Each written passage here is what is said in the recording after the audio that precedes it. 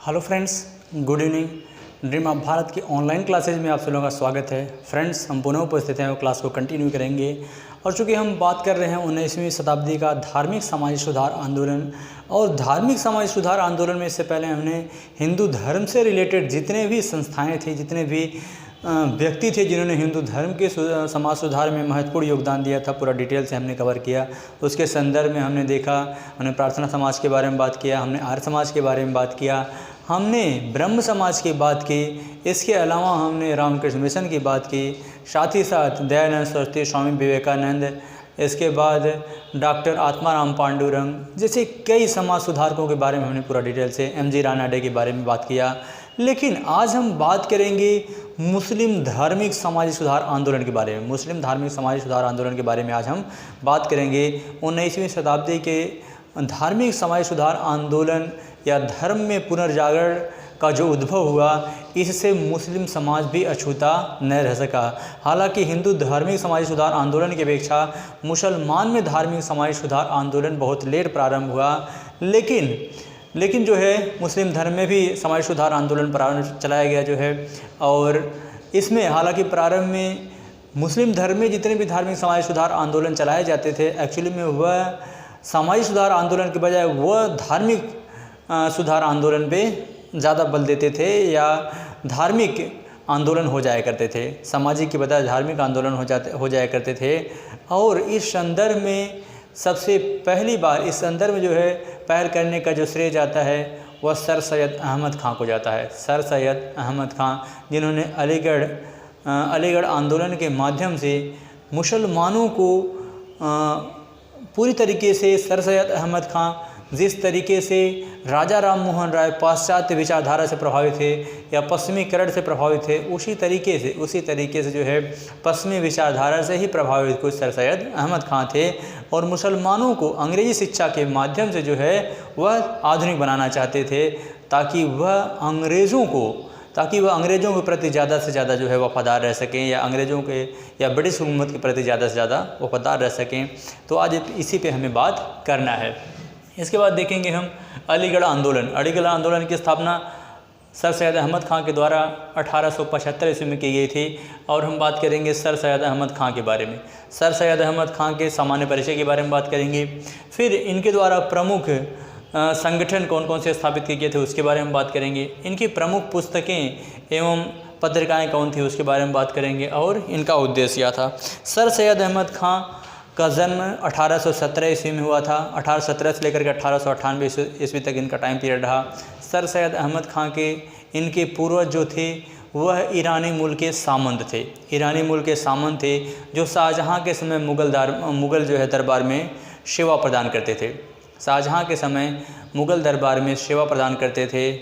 और आप देखेंगे तो सर सैयद अहमद खां आगे चल कर के जब 1857 की क्रांति के समय यह कंपनी के न्यायिक सेवा में कार्यरत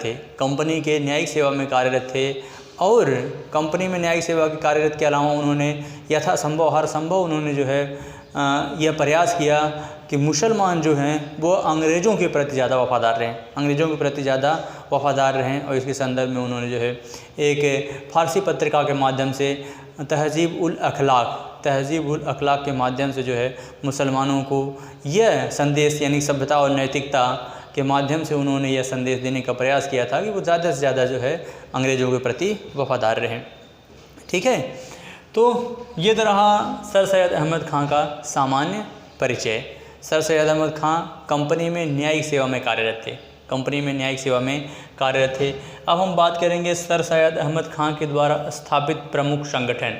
सर सैयद अहमद खां के द्वारा स्थापित प्रमुख संगठन की अगर हम बात करेंगे तो इन्होंने 1864 ईस्वी में गाज़ीपुर में साइंटिफिक सोसाइटी की स्थापना की थी। इन्होंने 1864 ईस्वी में गाज़ीपुर में साइंटिफिक सोसाइटी की स्थापना की थी। 1864 ईस्वी में साइंटिफिक सोसाइटी की स्थापना की थी। इन्होंने गाजीपुर में साइंटिफिक सोसाइटी की स्थापना की थी। इसके अलावा इन्होंने मुसलमानों को अंग्रेजी माध्यम में शिक्षा प्रदान करने के उद्देश्य से 1863 ईस्वी में मुसलमानों को अंग्रेजी शिक्षा प्रदान करने की वजह से एक अंग्रेजी स्कूल की स्थापना की। अंग्रेजी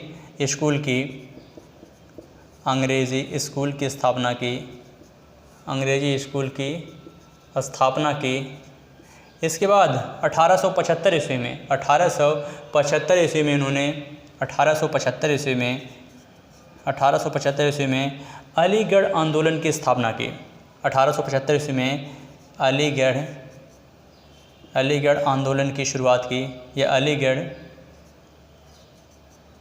आंदोलन की शुरुआत की। 1876 ईस्वी में यह अस्थायी रूप से अलीगढ़ आकर के बस गए। 1876 ईस्वी में अलीगढ़ आकर बस गए। और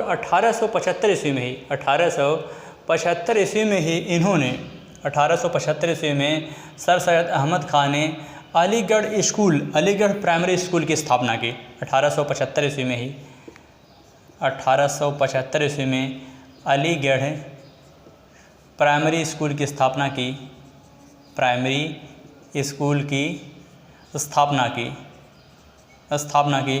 1875 ईस्वी में अलीगढ़ में प्राइमरी स्कूल की स्थापना की और यह महारानी विक्टोरिया की वर्षगांठ थी। महारानी विक्टोरिया की वर्षगांठ के अवसर पर 1875 ईस्वी में अलीगढ़ प्राइमरी स्कूल की स्थापना की। आगे चल करके 1875 के बाद 1877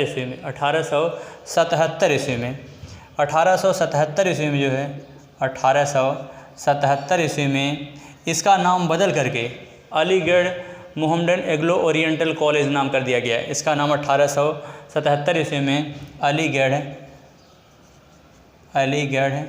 मोहम्मडन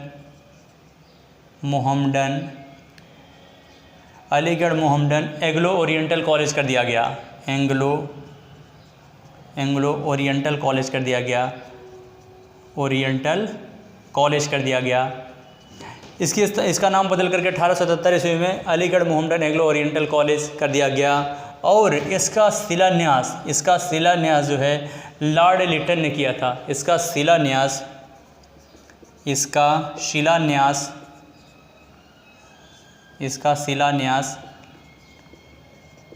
लॉर्ड लिटन ने किया। इसका शिलान्यास लॉर्ड लिटन के द्वारा किया गया था, जबकि William more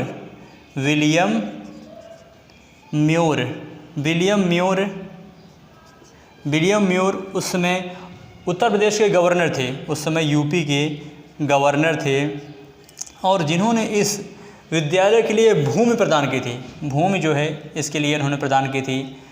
William more Uttar Pradesh के गवर्नर थे, इन्होंने भूमि प्रदान की थी, कॉलेज के लिए भूमि प्रदान की थी। और उस समय इस विश्वविद्यालय के अलीगढ़ मोहम्मडन एग्लो ओरिएंटल विश्वविद्यालय के पहले प्राचार्य थियोडोर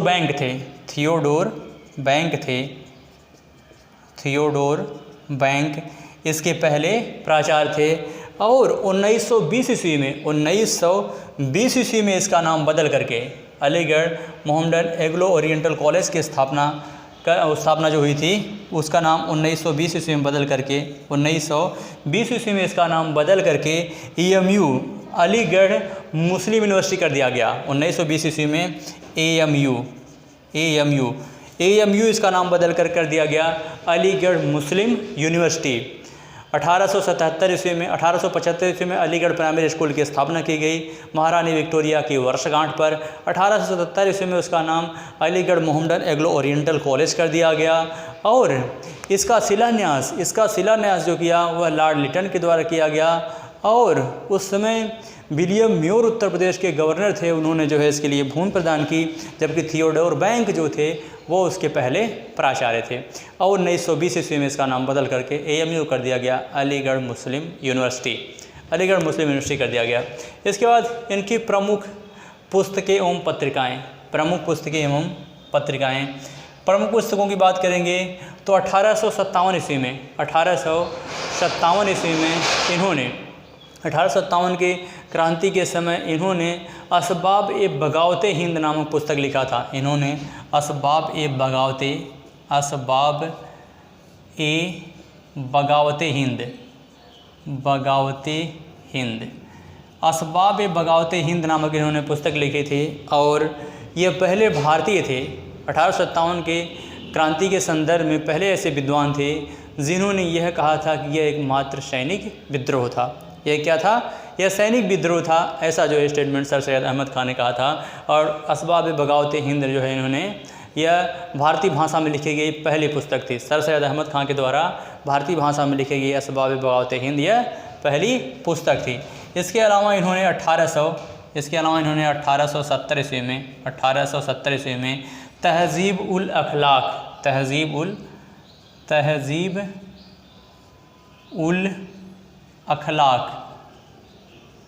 इसके अलावा उन्होंने तहज़ीब उल अखलाक की रचना जो है, यह एक पत्र था जो फारसी भाषा में प्रकाशित किया गया था 1870 ईस्वी में, तहज़ीब उल अखलाक, जिसका अर्थ होता है सभ्यता और नैतिकता।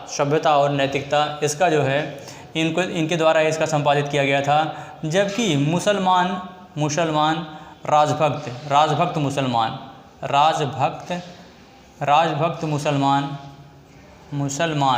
राजभक्त मुसलमान पत्रिका का भी इन्होंने संपादन किया था। राजभक्त मुसलमान पत्रिका का भी इन्होंने संपादन किया था। और इनका उद्देश्य जो था, ये इनके प्रमुख पुस्तकें और समाचार पत्र थे। असबाब बगावत हिंद 1870 ईस्वी में तहज़ीब उल अखलाक, इसके बाद 1800 राजभक्त मुसलमान पत्रिका का भी संपादन इनके द्वारा किया गया था। इनका उद्देश्य, अगर इनके उद्देश्य की बात करेंगे, सर सैयद अहमद खां के उद्देश्य की बात करेंगे, तो सर सैयद अहमद खां का उद्देश्य जो था वह मुसलमानों को ज़्यादा से ज़्यादा अंग्रेज़ी भाषा में शिक्षित करके उन्हें कंपनी का राजभक्त बनाना था। और अंग्रेज़ों की कृपा दृष्टि प्राप्त करना, ये इनका मेन उद्देश्य था सर सैयद अहमद खां का। और इन्होंने सभ्यता, इनका उद्देश्य जो था वह मुसलमानों को अंग्रेज़ों का राजभक्त बनाना था। इसके अलावा इन्होंने पीरी मुरीदी प्रथा का विरोध किया था। पीरी मुरीदी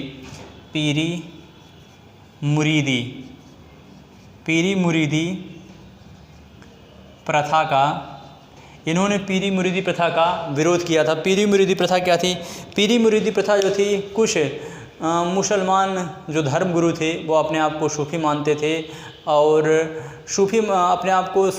थे और उन्होंने कुछ तंत्र मंत्र वगैरह के माध्यम से या कुछ ज्ञान के माध्यम से वो अपने आप को जो है सूफ़ी मानते थे। और उन्होंने जो है अपने शिष्य जिन्हें मुरीद कहा जाता था, गुरुओं को पीर तथा उनके शिष्यों को मुरीद कहा जाता था, तो कुछ रहस्यमयी मंत्र दे करके वह अपने आप को गुरु मान लेते थे और उन्हें जो है दासों की तरह उनसे कार्य लेते थे, की तरह उनसे कार्य लेते थे। तो इस प्रथा का जो है उन्होंने विरोध किया था, पीरी मुरीदी प्रथा का। और साथ ही साथ उन्होंने दास प्रथा को इस्लाम के विरुद्ध बताया था। दास प्रथा को इस्लाम के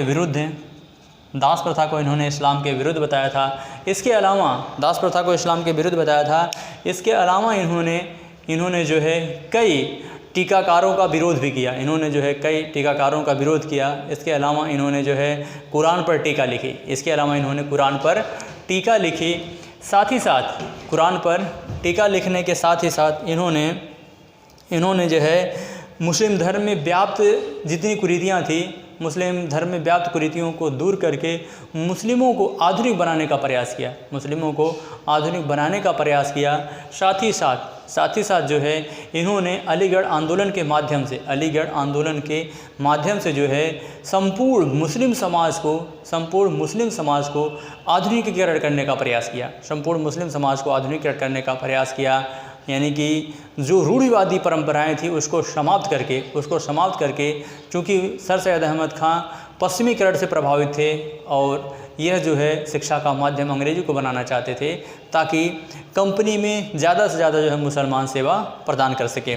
अब इसकी बात देखेंगे तो 1898 ईस्वी में जब सर सैयद अहमद ख़ान की मृत्यु हो गई तो नवाब मोहसिन मुल्क जो थे वह इसके अगले कार्यकर्ता हुए, यानी कि अलीगढ़ मुस्लिम आंदोलन को आगे किसने बढ़ाया उनके मृत्यु के बाद, तो नवाब मोहसिन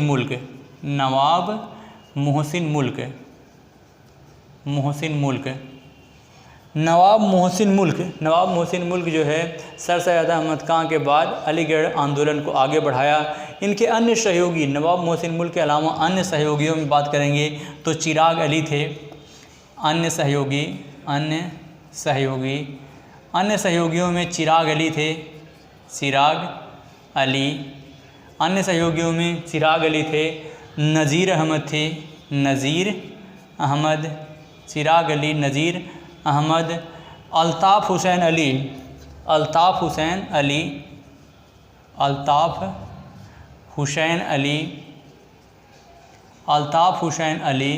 अन्य सहयोगियों में चिराग अली थे, नज़ीर अहमद और अल्ताफ़ हुसैन अली तथा शिबली नुमानी थे। और कौन थे? मौलाना शिबली नुमानी। मौलाना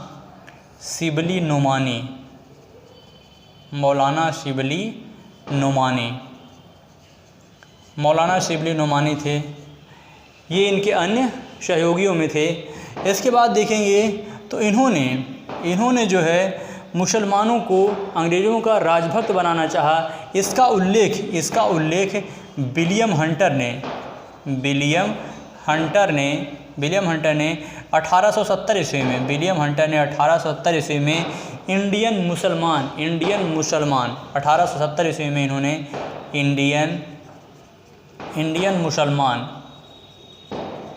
इंडियन मुसलमान नामक एक पुस्तक लिखी थी जिसमें उन्होंने इस बात का जिक्र किया है। 1888 ईस्वी में चूँकि सर सैयद अहमद ख़ान कांग्रेस के विरोधी थे और कांग्रेस के विकल्प के रूप में इन्होंने 1888 ईस्वी में इंडियन पैट्रियाटिक एसोसिएशन, इंडियन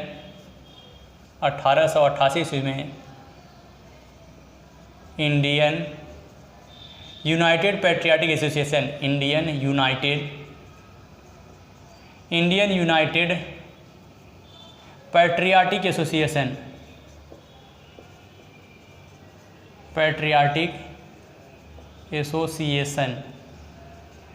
1888 में इंडियन यूनाइटेड पैट्रियाटिक एसोसिएशन की स्थापना सर सैयद अहमद ख़ान ने बनारस के राजा शिव प्रसाद सितारे की सहायता से किया। राजा और सर सैयद अहमद ख़ान प्रारंभ से ही कांग्रेस के विरोधी थे। हालांकि इस संस्था का भी जो है कांग्रेस पे कोई प्रभाव नहीं पड़ा। इस तरीके से मुझे लगता है कि अलीगढ़ आंदोलन तथा सर सैयद अहमद ख़ान से रिलेटेड जितने भी क्वेश्चन बन सकते थे मैंने उन सारे क्वेश्चन पर डिस्कस किया और इसी के साथ ये टॉपिक कंप्लीट होता है। तो पुनः मिलेंगे एक बेहतर क्लास के साथ। इस साथ इजाज़त दीजिए। जय भारत, जय हिंद।